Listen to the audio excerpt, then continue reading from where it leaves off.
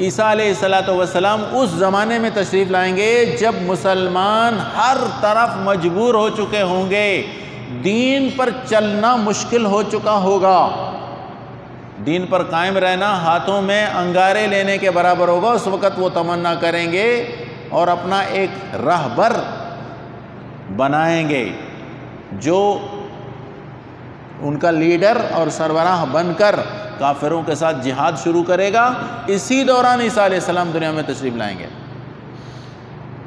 جب مسلمان بیچارہ ہر طرف سے مجبور ہو چکا ہوگا اس وقت ہے، اور وہ دعائیں مانگ رہے ہوں گے اللہ ہمارے لیے کوئی انتظام کرو، جہاد بھی کر رہے ہوں گے، ایسا نہیں خالی مسجدوں میں بیٹھ کر دعا کرنے والے نہیں ہوں گے، یاد رکھنا۔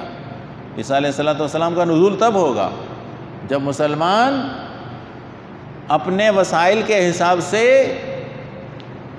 طاقت آزما رہے ہوں گے اور اللہ سے بھی مانگ رہے ہوں گے، اس وقت اللہ کی طرف سے عیسیٰ علیہ السلام کا نزول ہوگا۔ تو عیسیٰ علیہ السلام نبی کریم صلی اللہ علیہ وسلم کے امتی بن کر دنیا میں تشریف لائیں گے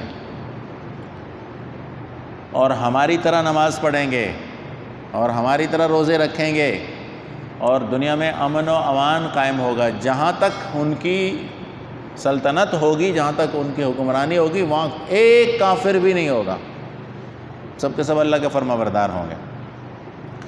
تو اللہ تعالیٰ فرماتے ہیں پہلے بھی امتیں گزر چکی، یہ ضرور ہے کہ ہمیں اس بات کا پابند نہیں بنایا گیا کہ کتنے نبی دنیا میں گزرے ہیں، ہم اس کے پابند نہیں ہیں، بس جتنے بھی اللہ نے نبی بھیجے ان کی تعداد کتنی تھی یہ یاد رکھنا اور یہ جاننا ضروری نہیں ہے۔ ہاں یہ ہے کہ میں اللہ اور اس کے تمام رسولوں پر ایمان لاتا ہوں، ایمان تمام نبیوں پر لانا ہے۔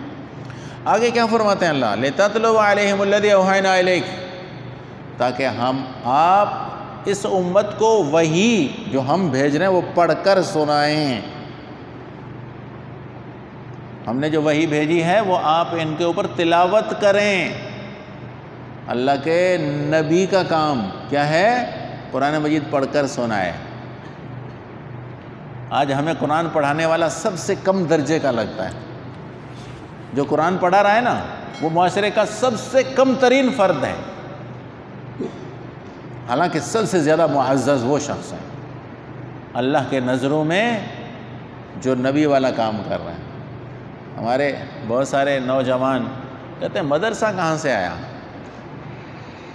مدرسے کی بنیاد تو ان ملاؤں نے رکھی ہے، دارالعلوم دیوبند سے ہوا ہے مدرسہ، یہ دیوبندیوں نے یہاں مدرسے بنائے تھے۔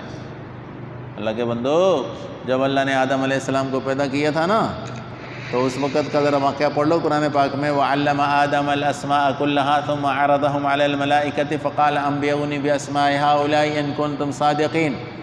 اللہ نے آدم علیہ السلام کو علم سکھایا اور پھر امتحان بھی لیا فرشتوں کے ساتھ بٹھا کر کے، بھائی فرشتوں کا اور آدم علیہ السلام کا امتحان ہوا۔ تعلیم اور امتحان یہ دونوں جب سے دنیا پیدا ہوئی، آدم علیہ السلام پیدا ہوئے تب سے چلا رہا ہے۔ جو فضول باتیں ہیں کہ جی یہ تو ابھی بنے ہیں، پہلے تو نہیں تھے، جب سے آدم پیدا ہوئے ہیں علیہ السلام تب سے یہ مدرسہ چل پڑا ہے، اور نبی کریم صلی اللہ علیہ وسلم نے مسجد نبوی میں باقاعدہ مدرسہ قائم کیا ہوا تھا۔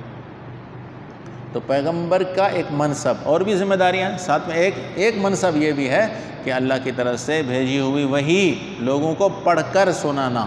قرآن مجید کتنی قیمت رکھتا ہے؟ ایک لفظ میں 10 نیکیاں ہیں، صرف پڑھنے کی، سمجھنا تو اور چیز ہے۔ ایک لفظ پر 10 نیکیاں ملتی ہیں۔ ایک پارہ اگر آدمی روزانہ تلاوت کرے تو 1 لاکھ کے قریب نیکیاں ہو جاتی ہیں، 1 لاکھ نیکیوں کے قریب انسان پہنچ جاتا ہے اگر روزانہ ایک پارے کی تلاوت کرے، اور ایک مہینے میں 30 لاکھ اور 12 مہینے میں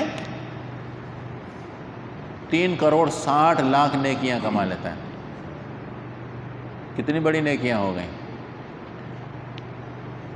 لیکن ہم اگر کبھی نماز میں کھڑے ہو جائیں، امام صاحب تلاوت تھوڑی لمبی کر لے نا، لمبی نماز ہو گئی، اتنی لمبی نماز ہوتی ہے، وہ تیار ہو کر ہی نہیں آیا نا نماز کے لیے، یہ بس ایسا ہی فرضی نکلا تھا، بس جلدی جاتا ہوں پڑھ کر واپس دکان اگر چلاتا ہوں۔ وہ تو نماز کے لیے تیار ہو کر نکلا ہی کب تھا؟ تو نے تو ایک رسم پوری کرنی تھی کہ بس جاتا ہوں مسجد سے گھوم کر واپس آ جاتا ہوں، تھوڑی ریسٹ کر لیتا ہوں، واپسی میں چائے پی کر پھر دکان آ کر کھولوں۔ نماز کے لیے تیار ہو کر ہی نہیں آیا تو تیاری کب کی تھی تو نے اللہ کے دربار میں کھڑے ہونے کی؟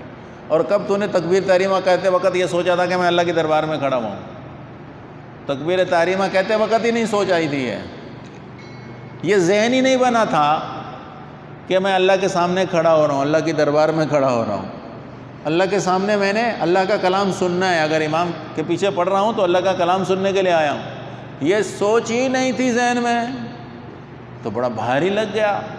امام نے تھوڑی سورت لمبی پڑھ لی تو ماشاءاللہ پیر تپنے لگ گئے، اور تماشے میں کھڑے ہو جائیں تو 6 گھنٹے کھڑے رہیں گے، وہاں پیر نہیں تپتے، وہاں جمائیاں بھی نہیں آتی، سستی بھی نہیں ہوتی، یہاں سستی ہو جاتی ہے، فوراً آدمی بور ہو جاتا ہے، اس لیے کہ ہم نے اپنے دل کے اس تار کو ہلایا ہی نہیں ہے جو قرآن مجید سننے کے لیے بےتاب ہو، قرآن مجید پڑھنے کے لیے بےتاب، وہ تار ہلاتے ہی نہیں ہم لوگ، ہمارا ذہن ہی کہیں اور سے بھٹکتا رہتا ہے 24 گھنٹے۔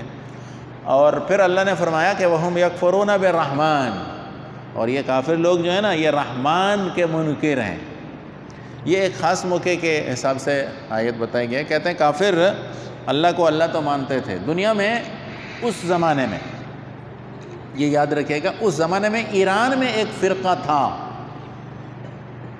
جو کہتے تھے کہ خدا 2 ہیں، باقی مکے کے لوگ بھی 2 خدا نہیں مانتے تھے۔ ایران کے معاشرے میں مجوسی لوگ بھی تھے اور ایک فرقہ اور بھی تھا جو یزدان اور اہرامن 2 خدا مانتے تھے، کہتے ہیں ایک اچھائی کا خدا ہے اور ایک برائی کا خدا ہے، اچھائی کا خدا یزدان ہے اور برائی کا خدا اہرامن ہے، جو یہ برے کام ہو رہے ہیں نا یہ جو اصل اللہ ہے اس کی مرضی سے نہیں، اور یہ دوسرا اللہ ہے وہ کرواتا ہے۔ لیکن اس کے علاوہ دنیا میں اور کوئی جماعت ایسی نہیں تھی جو کہتی تھی کہ 2 خدا ہیں، خدائی میں کوئی شریک ہے اللہ کے ساتھ، نہیں، اللہ ایک مانتے تھے۔ ہاں یہ تھا کہ اللہ نے اپنے اختیارات اپنے خاص بندوں کو تقسیم کر کے دے دیے۔ صوبے کے وزیر اعلیٰ نے صوبے میں 5 ڈویژن بنا لیے ہیں، اور ہر ڈویژن کے لیے ایک افسر ہے، پھر ڈویژن میں ضلع ہیں، ہر ضلع کا ایک افسر ہے، پھر ضلع میں تحصیلیں ہیں، تحصیلوں کے افسر ہوتے ہیں۔ اللہ نے ایسے بندر بانٹ کی ہوئی ہے، اختیارات دے دیے۔ اللہ کے اختیار ہیں، اللہ اختیار اللہ کا ہے، لیکن اللہ نے اپنے خاص بندوں کو اختیارات دے دیے ہوئے ہیں۔ یہ نظریہ تھا، یہ نہیں تھا کہ خدا 2 ہیں یا 3 ہیں یا 4 ہیں، یہ نہیں تھا۔ میں نے اپنے آنکھوں سے ان گناہگار کانوں سے سنا، ایک شخص پیر صاحب پگاڑوں کا کاردار تھا،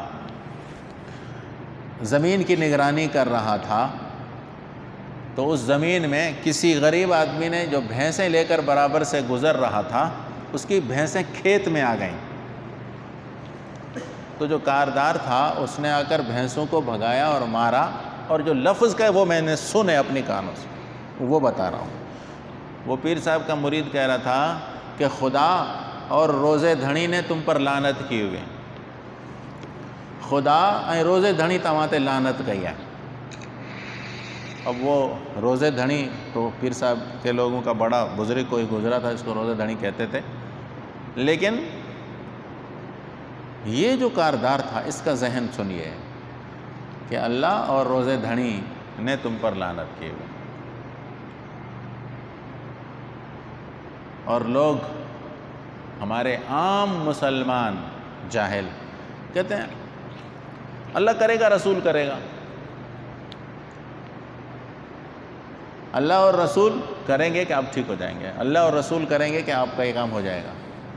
بھائی یاد رکھیں اللہ کا نبی شریعت لاتا ہے، ہاں کوئی یہ شخص تو کہہ سکتا ہے، اس کو اختیار ہے، کہہ سکتا ہے کہ اللہ اور اس کے رسول کا حکم ہے، یہ تو کہنا جائز ہے کیونکہ اللہ کے نبی نے تو احکامات دیے ہیں، لیکن اللہ کے نبی نظام دنیا چلانے کے لیے آئے ہی نہیں ہوتے، نہ ان کے اختیار میں یہ چیز ہوتی ہے۔ مشیت اور مرضی حکم یہاں دنیا داری کے نظام میں اور نظام تکوین میں اللہ کا ہی چلتا ہے۔ وہ ایک عورت کا واقعہ ہے نا کہ وہ ناراض ہو کر چلی گئی میکے، کافی دنوں کے بعد شوہر گیا اس کو منانے کے لیے، اور راضی کرنے کی کوشش کی کہ تو چلیا اپنے گھر، تو میری بیوی ہے، تو میری بیگم ہے، تو چلیا میرے گھر کیوں نہیں آ رہی؟ تو ناراض تھی وہ سب، میں آپ کی بیگم نہیں ہوں، میں اللہ اور اس کے رسول کی بیگم ہوں، تو چلا جا واپس، میں نہیں جاؤں گی، میں اللہ اور اس کے رسول کی بیگم۔ یہاں تک کفر اور شرک بکتے ہیں ہم لوگ، پتہ ہی نہیں چلتا کہ کیا کہہ رہے ہیں۔ نبی کریم صلی اللہ علیہ وسلم کے سامنے ایک شخص نے یہ الفاظ کہے تھے کہ انشاءاللہ ورسولہ، کہ اگر اللہ اور رسول کی مرضی ہوگی تو یہ کام ہو جائے گا۔ نبی کریم صلی اللہ علیہ وسلم نے اپنے کانوں سے الفاظ سنے اور خود فرمایا کہ تو نے تو مجھے اللہ کے شریک کر دیا، تو نے تو مجھے اللہ کے شریک ٹھہرا دیا، میری مشیت اور میری مرضی اگر ہوتی تو میرے چچا مسلمان ہو جاتے، ابو جہل اور ابو لہب کو میں جہنم میں نہ جانے دیتا، ابو طالب کو میں مسلمان ہونے سے کہیں بھی آگے نہیں جانے دیتا، میری مرضی نہیں چلتی، اللہ کی مرضی چلتی۔ ہاں میں اللہ کے حکم لایا ہوں، اللہ کے حکم ہیں، ان کا میں پہنچانے کا پابند۔ کیا معاشرہ، کیا ماحول بنایا ہوا ہے ہم نے۔ اس کی بنیادی وجہ دوستو یہ ہے کہ ہم مساجد سے دور ہیں، اللہ کی کتاب قرآن پاک سے دور ہیں۔ تو یہ لوگ کہتے تھے کہ رحمان ہم نہیں مانتے، تو اللہ فرماتے ہیں آپ ان کو سمجھا دیجئے کہ رحمان میرا رب ہے اور اس کے سوا کوئی معبود نہیں، مجھے اسی پر بھروسہ ہے اور میں اسی کی طرف لوٹ کر جاؤں گا۔ یہ تین چیزیں بتائیں، ایک تو میرا رب ہے، میرا پالن ہار ہے، ہر چیز میری اسی کے بس میں اور اختیار میں۔ نمبر دو، اس کے سوا کوئی معبود نہیں، عبادت کسی کی نہیں کروں گا اس کے علاوہ۔ دیکھیں عبادت کئی طرح کی ہوا کرتی ہے، عبادت جسمانی بھی ہوتی ہے، جسم سے آدمی جھکتا ہے، پیشانی زمین پر رکھتا ہے، اپنی پیشانی کو جو سب سے زیادہ معزز ہے اسے پیر کی لیول پر لے آتا ہے، جہاں پیر رکھتا ہے نا وہیں اپنی پیشانی کو رکھتا ہے۔ یہ صرف اللہ کے آگے ہی پیشانی زمین پر رکھی جا سکتی ہے۔ اس طرح جھکنا ادب کے ساتھ، احترام کے ساتھ، یہ بھی اللہ کے ساتھ خاص ہے۔ بالکل اسی طرح زبانی گن گانا یہ بھی اللہ ہی کے لیے ہے، کہ ہمارا رب اتنا بڑا ہمارے اوپر احسان کرنے والا، ہمارا رب اتنا بڑا اتنا بڑا اتنا بڑا، اللہ کی بڑائی بیان کرتے رہو، کبھی ختم ہی نہیں ہوگی۔ ایک پانی کا قطرہ اگر اس کی تاریخ پڑھو نا، کب سے پیدا ہوا ہے اور کتنے مراحل سے گزرا ہے، تو اسے ایک قطرے کی پوری تاریخ بھی ہم نہیں لکھ سکتے۔ اللہ کی بڑائی دنیا کا پتا پتا سناتا ہے ہمیں، ایک پتے کی تاریخ اٹھاؤ نا تو بھی اللہ کی بڑائی ختم نہیں ہوگی، چلتی رہے گی۔ اس لیے تو قرآن پاک نے فرمایا نا، لو كان البحر مدادا لكلمات ربي لنفد البحر قبل ان تنفد كلمات ربي۔ پورا سمندر لے لو، سیاہی بنا لو اور پوری دنیا کے درختوں کے قلم بنا لو، لکھتے رہو، تو بھی اللہ کی بڑائی نہیں بیان ہو سکے گی، کیونکہ ہر قطرہ اپنی شان جب سنائے گا، اپنی داستان سنائے گا، تو وہ اسی قطرہ اپنی داستان سنانے میں پورا نہیں ہوگا سیاہی کا، تو باقی اللہ کی قدرت کے کمالات کہاں جائیں گے۔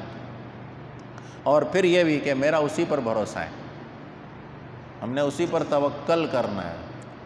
ایک ہے توکل اور ایک ہے تعتل۔